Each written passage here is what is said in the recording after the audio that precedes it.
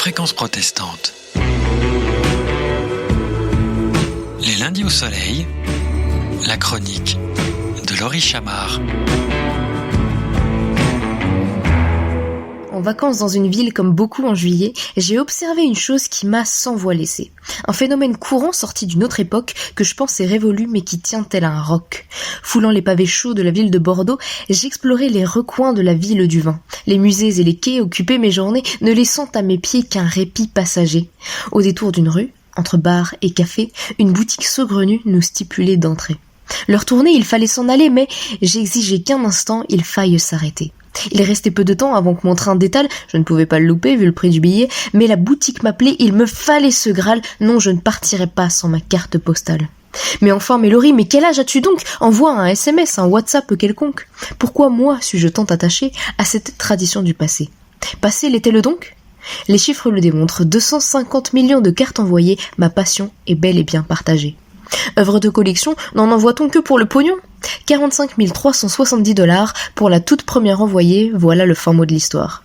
Mais il était écrivain et se l'est envoyé lui-même en 1840, fallait-il qu'il s'aime.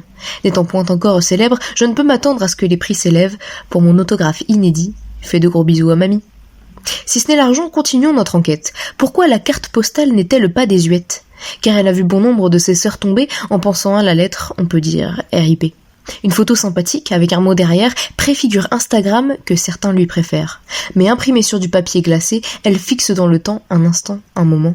Bien que souvent finissant accrochée dans les toilettes de ceux à qui l'on a pensé. Alors au final, n'est-ce pas se la péter pour laisser une trace et dire « j'y étais », s'inventer une seconde globe-trotteur du monde, faire croire que pour nous les vacances abondent. Car tous peuvent la lire, y compris le postier. Ça ne laisse à notre message que peu d'intimité. Nos aïeux au courant, voulant le contourner, écrivaient bien souvent un message codé. En 1914, plus la peine d'y penser, sous peine d'être pris pour un espion caché. À l'heure où tout va vite, où l'on tape, où l'on clique, écrire un petit mot et l'offrir en cadeau, c'est dire à nos familles, amis ou acolytes, simplement qu'on les aime, et ce même sans réseau. Si cela prend du temps et un peu de notre argent, c'est un petit sacrifice que l'on fait, n'attendant, si ce n'est un merci, aucun autre retour, qu'il est désintéressé, ce petit acte d'amour. Tout comme Jésus autrefois s'est donné, l'amour gratuit peut-il être désuet?